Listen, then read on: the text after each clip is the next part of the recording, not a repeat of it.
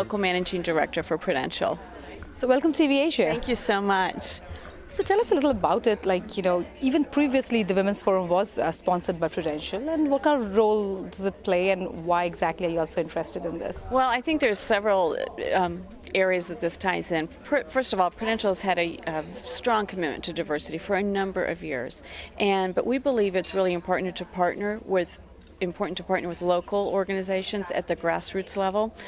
Frankly, we believe it's important to educate women, to be involved with women and support women. And frankly, we're a financial services company, and financial service decisions are made 80% of the time by women in this country now, which is, I think, each day you wonder, am I doing the right thing? Should I be doing something else? Wow, someone else has gotten really successful. Well, maybe I could take something from he or she and start something on my own. Those are questions that constantly keep popping in people's mind, and it should, as a matter of fact, all the time. Now, how do you take that step outside of the box? That's what we're here for today.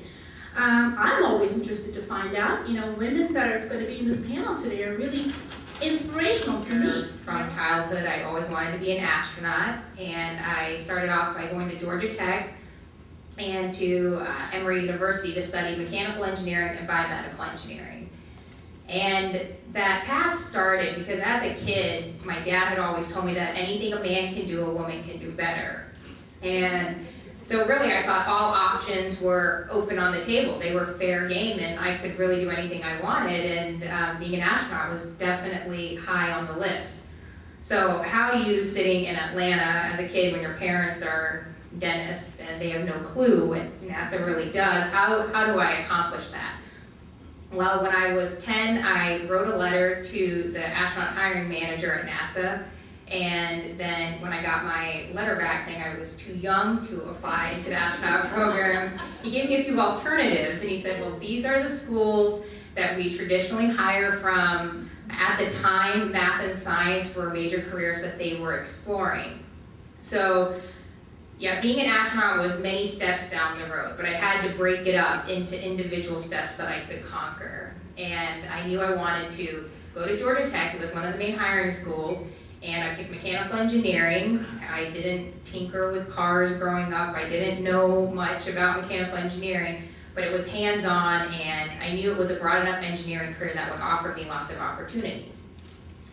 And then I applied into NASA's internship program, because I also knew that one of the few ways to get into the door at NASA was to be an intern. NASA rarely hires fresh outs or people straight from industry.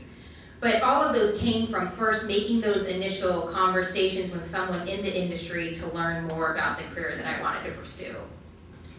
So some of the other work that I'm starting to get involved in is something that I would have never thought my education would have prepared me for, because we're going back to the moon, and it's not a job that just NASA and the USA is going to be doing. It's actually a really big international collaboration project. For example, on Tuesday night, the Chandrayaan is an Indian first unmanned satellite that's going to be going to the moon, which is really big news, guys. It happened just 2 nights ago.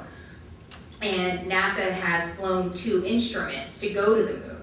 So just for me personally, having lived in India, and it's such a big part of my life, seeing that relationship is not something, when I called the astronaut hiring manager when I was 10, that was not something on his radar, that he thought India would be a big contributing partner for that. So my options have opened up. It's no longer just the traditional going into military, going into science, going into engineering, and applying to be an astronaut. We have the commercial space markets, we have government markets with other countries, and now we even have India.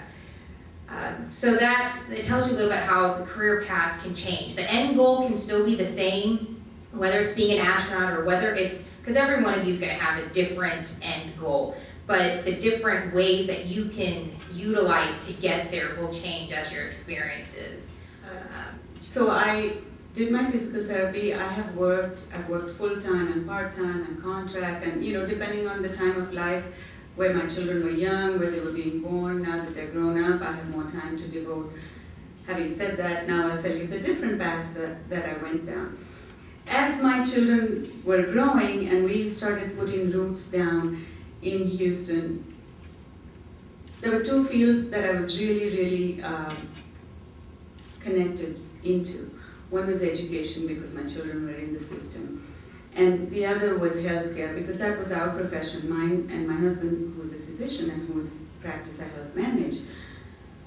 So it was a natural consequence of that I decided I needed to learn more about the way the system was run here. And I started off by volunteering in different ways, you know, whether it was school PTOs or the school district's activities. And then I tried to bring the two together because I felt passionately and strongly about what healthcare was being taught within our school system. Now, mind you, I grew up in a private Catholic school back in Bombay and had no idea how the public education system worked. And the only way I would find out was to be part of it and, you know, be involved in it and figure out how things were done here. Well, 14 years down the line, many volunteer opportunities and jobs came along. I had the opportunity to serve with the Texas Medical Association as their Vice President of Membership and their Vice President of Community Health, because, like I said, I was very passionate about the things that involve children, education, and healthcare. And I was trying to find a way for all of these to tie together. One of the things I want to make a very important stress a point about is nonprofits. That's how I got involved in a variety of different nonprofits, whether they were philanthropic or they were associated with healthcare or with education. You learn a lot about leadership. You learn a lot about how people do things differently. You learn, you know, if I'm doing something with the Texas Medical Association Alliance, I learned a lot about legislative advocacy and how to approach our legislators about some of the issues that are going to continually affect us. If someone decides to pursue a dream, you know, talk to us a little bit about, you know, maybe some tidbits on how you've done that and to make that transition as well. Well, it of course is, as women, it's a big challenge to balance home, career, all the other things that you need to do. But there is always time. You can always find time to do what you really want to do and what you feel passionate about. So find a way to make the time. If there is at all any way that you can maybe pull back a few hours of your real career job, and I was lucky enough to have that opportunity, then certainly it helps make life a lot easier. But I think one of the first things that you want to have is to be passionate about where it is that you want to go, where it is that you want to make that change. And the other